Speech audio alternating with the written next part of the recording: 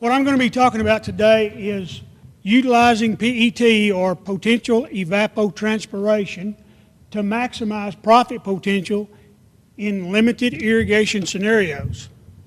In layman's terms, making more money with less water. Bob Glott and I collaborated on this presentation. Bob was supposed to do the presentation. He couldn't be here, so I'm kind of pinch hitting, so understand that at the outset. I wanted to show you this aerial photograph of Bob's farm that's out in between Hart and Plainview. This is the AgriSearch farm. This is a for real research farm that Bob operates. You can see all the plot work that's located on that farm. There's multiple replications of lots of different trials. We're looking at varying rates of irrigation. But before we get into that, briefly I want to touch on our PET website for the TAWC. If you're interested in doing this, if you're interested in calculating PET on your own farm, you need a resource to do that with. We have a free resource for you that you can use. It's located on our webpage. It is TAWCsolutions.org. This will bring you to the opening page. You'll see up here there's a username and a password. You'll have to establish that to get into the site. That's easily done, just takes a couple of minutes. You pick your username, you pick your password. There we go. You can see the tabs that are up here in the middle of the page. There's tools, that's where you'll access the PET page. Weather, that's important because you'll need to select a weather station.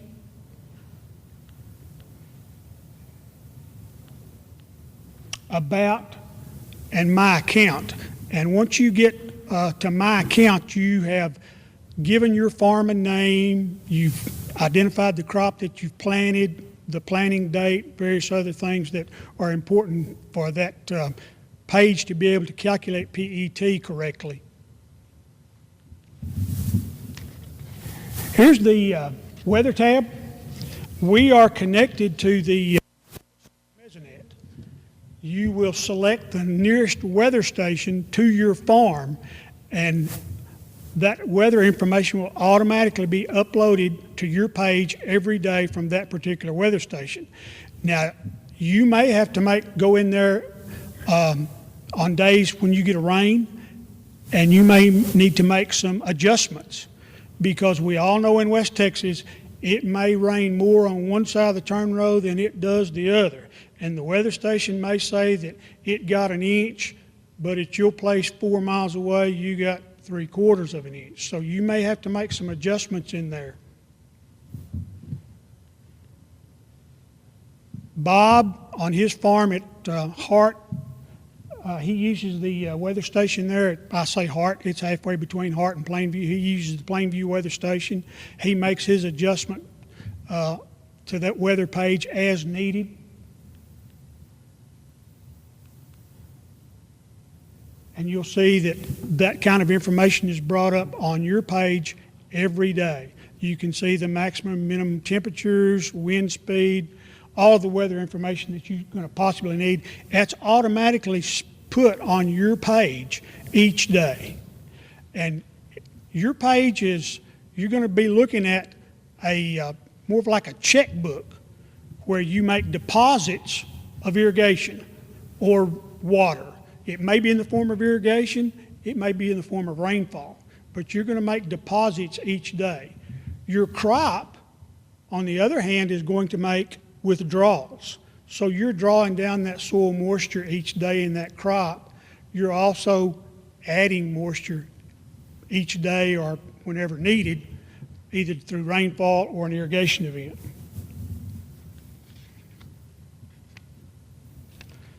This is just some instructions about the usage. There's also a resource allocation analyzer on there if you want to look at that talk to me and I can help explain that to you after we finish here this afternoon, but we're not going to go into it right now. The important thing is if you want to use this tool, you just kind of need to get briefly introduced to it. If you got some questions, holler at me.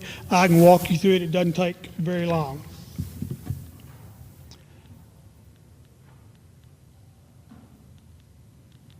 Hello. There we go. Now I want to talk about potential evaporation, transpiration scheduling, or PET scheduling. This is a graph of crop water demand. This one happens to be in cotton, but regardless of the crop, there's going to be this bell-shaped curve in water usage. And it doesn't matter what crop you're using, that curve is always going to look like this. For some crops, corn for instance, this is cotton, and you see that the maximum rate of PET for cotton is going to be about 0.3 of an inch a day at peak bloom. Corn, you may get to 0.4 if it's hot and dry and windy. This is a good place to know that in here, if you're deficit irrigating, here's where you can gain some ground, because the crop water demand for cotton is going to be very low early in the season. It's just using enough water to survive. So if you're deficit irrigating with some low gallons systems, you can take that time to put on additional water early season, bank that water for use by that crop later on. Because most of us don't have the ability to apply that kind of water anymore at peak bloom. That crop, as it begins to grow and mature, it speeds up its water use until it hits that peak bloom. Once it hits peak bloom, it starts back down the hill, and we end up here at maturity where it's using almost none by mid to late September.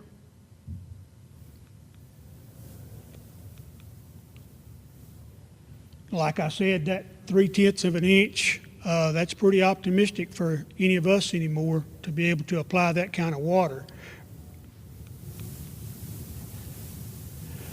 Talk about calculating your ability to irrigate at a specific PET or percentage of PET.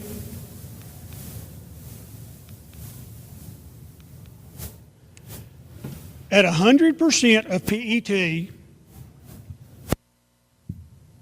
that's 7 days or a week's worth at a little over 0.3 of an inch of required water for that plant.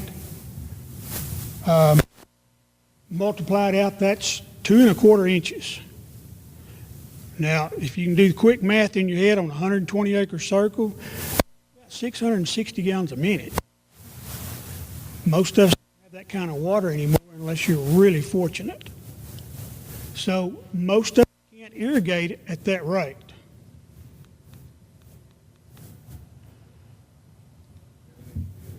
If you look at 60% of PET, you can take what you can apply in a week, which is 1.35 inches, divided by 2.24 inches. That gives you 60% of PET. That's more in the neighborhood of 400 gallons a minute, just a hair over 400 gallons a minute. Not all of us have that ability to pump that much. Some of us do. So you can look at varying rates of PET and compare that to what you have available for your particular farm. This is a pre-flowering irrigation strategy. Like I mentioned earlier, this is the time where you can bank some water early in the season so that once that crop gets to this area and you know that you can't meet that requirement with your wells, you've banked some water so that crop's pulling from that bank of moisture that you have stored, and hopefully that'll get you past the hump. And then once you get past the hump, you've got enough water to keep maintaining. Of course, In a wet year, that's not a big issue because Mother Nature, if she provides us a rain middle of July, that's not that big a deal. So if you get a little help, that's always a good thing.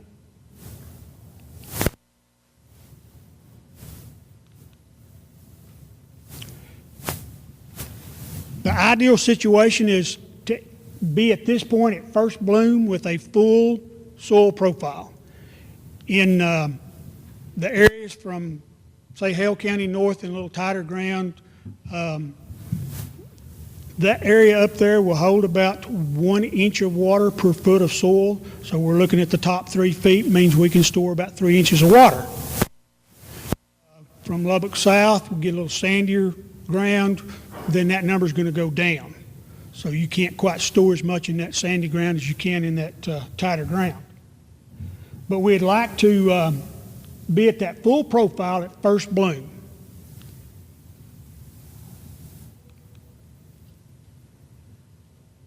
Fundamental principles of irrigation management. Your irrigation system needs to be efficient. We looked this morning at some of the things that were being said about efficiencies on Glenn Schure's farm. We know that those spray nozzles are the least efficient on a pivot. If you're running spray nozzles still, your efficiency is pretty poor. You need to do something that will help you get that water on the ground and in the ground faster than what that spray nozzle is going to do, because there's been days when the wind's blowing 30, 40 miles an hour, the temperature's 95, 100 degrees, your efficiency may be 50%. So that means that 50% of the water that you're pumping is wasted. We can't afford that with cotton and grain prices like they are today. So we've got to work on our efficiencies. This is a hard lesson to learn in the field. If you've never had this bite you in the behind, you're fortunate. I've been down that road myself. More water less often is a whole lot better than less water more often. If you're out there squirting 1/4 of an inch, 3/10, something like that, you're going to get, if you don't get a rain at a timely event, then you're going to have problems. It's a whole lot better to go out there and put 3/4 of an inch on, and then maybe your pivot takes a week to get back around. That cotton may stress a day or two before the pivot gets back to it. But that's a whole lot better than those little bitty squirts, because remember we were talking about that plant at peak bloom using 3/10 of an inch a day. Well, if you're putting on 1/4, you just put on enough water for 1 day. And then it may take 4 or 5 days for that pivot to get back to that cotton. So it's going to stress for a long time before you can add any more water. And the last point, irrigate at a consistent percentage of PET during peak water demand. Don't vary that water that you're applying from, say, 1 inch down to 1/4 and then back to 1 inch, because you're cycling that plant and you're not setting it up for the maximum amount of yield that you can possibly attain. Try to be consistent across the board, straight down through the season. Now I want to talk about Bob's results on his farm. He had 4 different rates of irrigation, and this goes back over several years.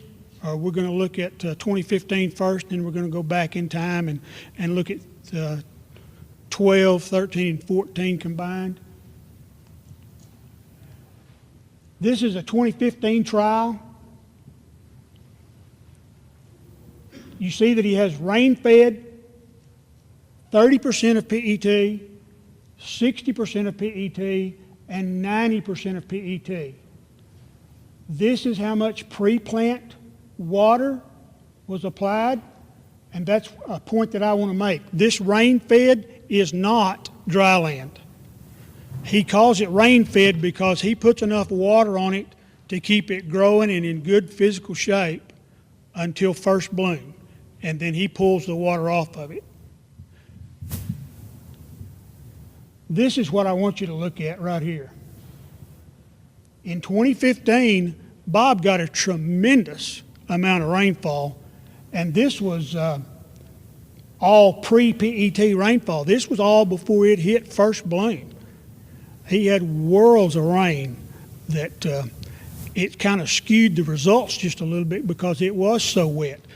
But then typically, just like it happens almost every year in West Texas, we get to first week in July and it turns off dry, hot, and you don't see another rain cloud for weeks. The 30% PET had 1.71 inches applied during the season after that first bloom. The 60% had 3.4 inches, and the 90 had 5 inches.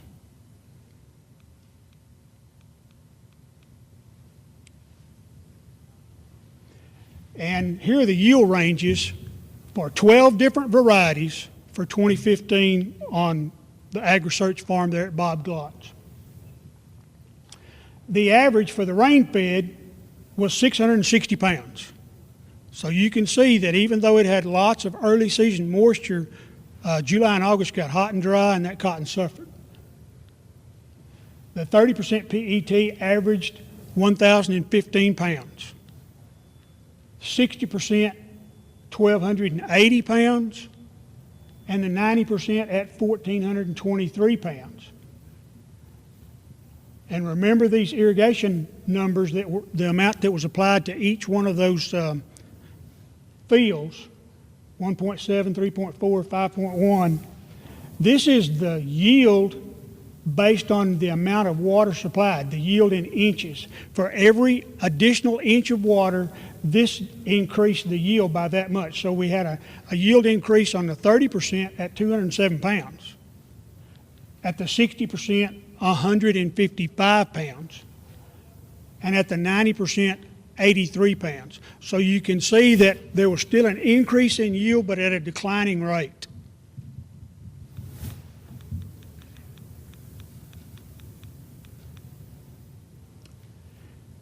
Here's the loan value, because the whole world wants quality cotton, and that's what we're trying to grow.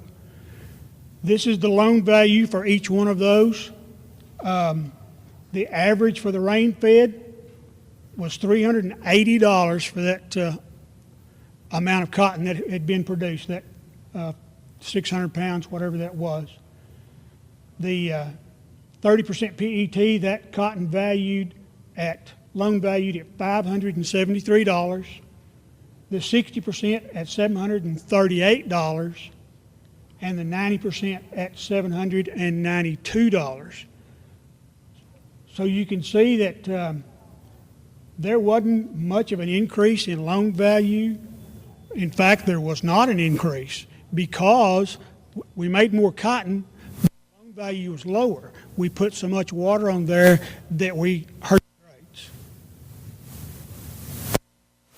And here at the bottom is the difference or the amount of increase in dollars per inch applied. 30% was at $112. The 60 was at $96. And then there was a big drop right here for the 90 at $31.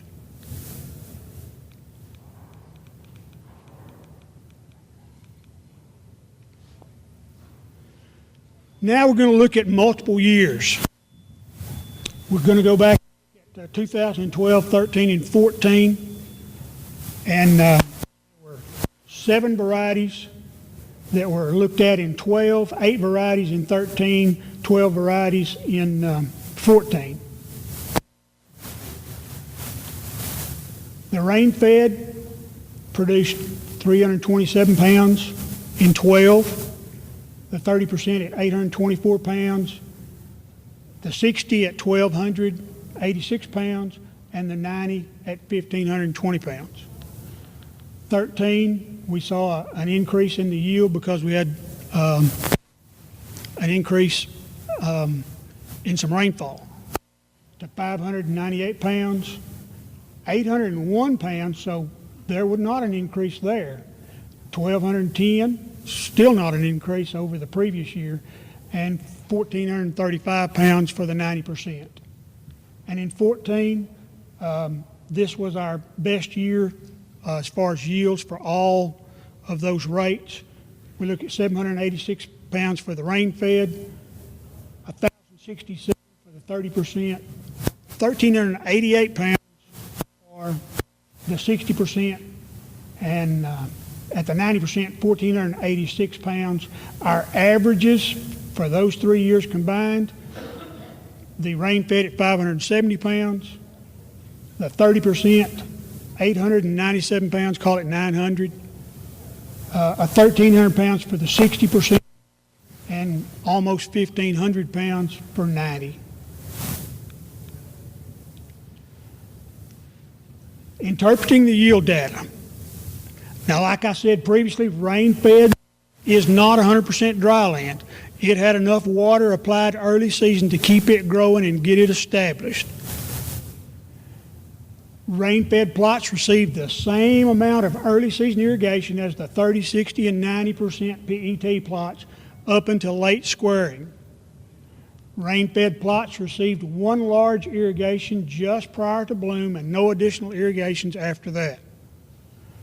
Always remember that yield stability is greatly reduced when you get into a rain-fed or dry land situation. The Olton and Edmondson sites are clay loam soils with approximately 1 inch per foot of soil holding or water holding capacity or of available water. Yep, gotta go back. This is a scenario where if you've got 200 gallons a minute, and that applies to a bunch of us, and you're going to try to irrigate at 30% of PET, you can water a portion of that pivot at 30%. You're going to end up with 12 acres that are not going to be at 30%. And I put fallow up here.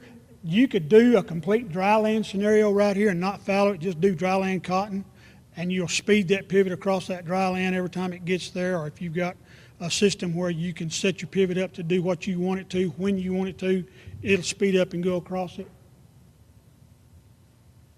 But that's at 200 gallons a minute. You can still water 106 acres at 30%.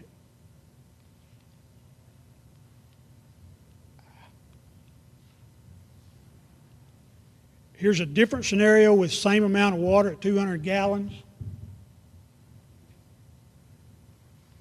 Or this is the potential income for that 200 gallon water pivot on those acres. That 106 acres, given this year's prices, this figure 64,600 should be your projected income for that 106 acres. If you planted this to a dry land crop and based on, and it could be a rain fed like we've been using, if you did that scenario, you could expect about $4,400 worth of income for this instead of zero, because I put that as a fallow, but you could expect about $4,400 for that.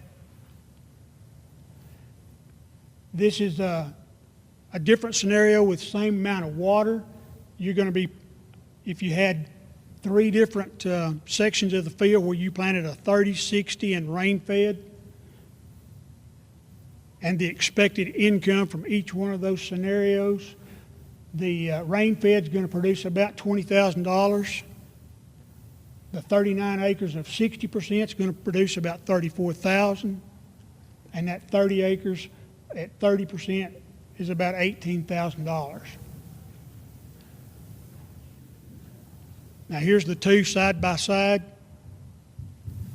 I didn't put that rain fed right here. I had it fallow, but if you want to put the rain fed in there, you're looking at about $4,400.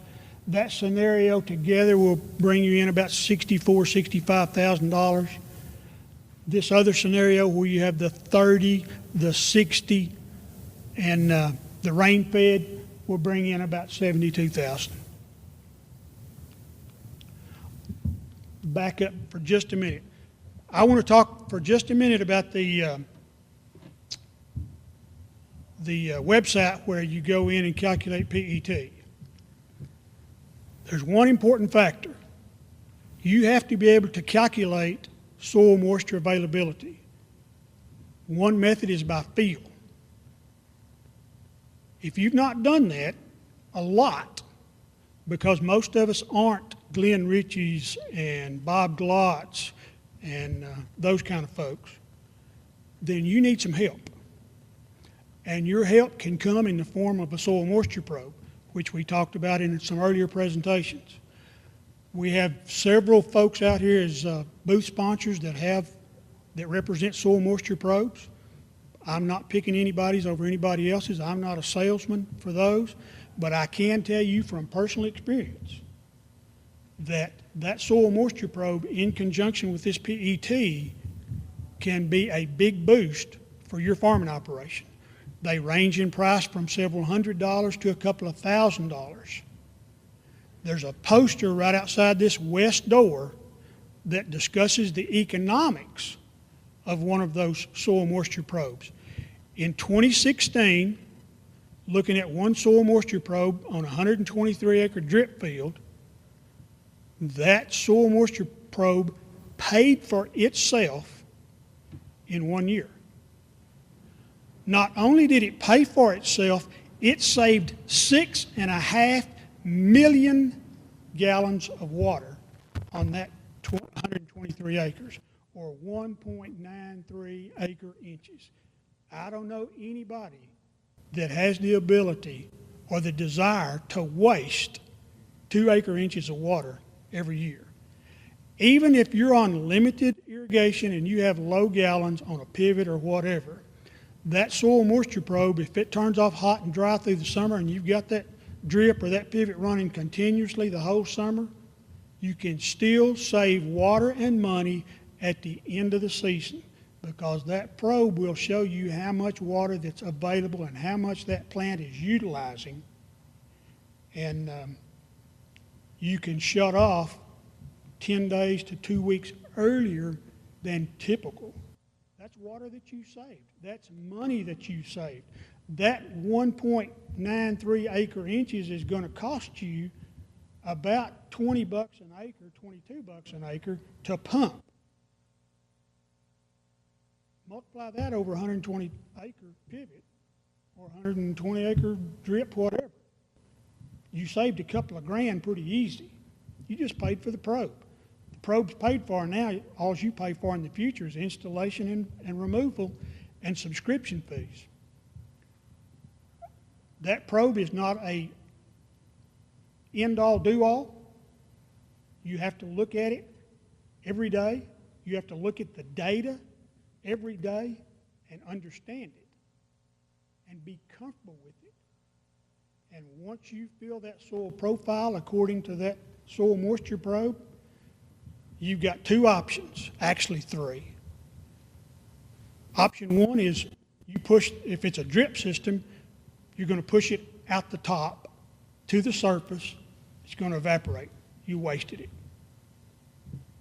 Second scenario with drip or pivot, you're going to push it out the bottom, out of the root zone. You wasted it. Or the third option is the most desirable. You walk over and shut the well off. How many of you the 15th of July this past summer turned your wells off? Anybody in this room? I did, because the soil profile was full. And the option was turn the well off. It might not have been off but for a day, and in some cases 2 days. But the well was off, and when that meter's not going like this, I'm not spending any money. And I'm saving my water, which is irreplaceable. So if you use one of these soil moisture probes, utilize it, get some education, get a comfort level built with that thing, and learn how to make that tool work for you. In my humble opinion, it is the most valuable tools that you can use on an irrigated farm. So if you purchase one, use it. It would be just like buying a planter and putting it in the barn and not ever taking it out. If it's not a tool that you can use, don't own it. But if it's something you can use and something that you'll feel comfortable with, and they're easy to understand, I think that everybody ought to have one. Before I ask for any questions, I want to take just a second. Phil Brown's sitting up here at the front. Everybody's got a booklet, a binder that has everybody's presentation in it. Phil's responsible for that. He does a lot for us in the TAWC. Appreciate it, Phil. Thank you. Now, questions. I may not can answer them if they're agronomy questions because I'm a long ways from agronomist. But if you've got an economic question, holler it out or see me after the program. I appreciate your time. Thanks.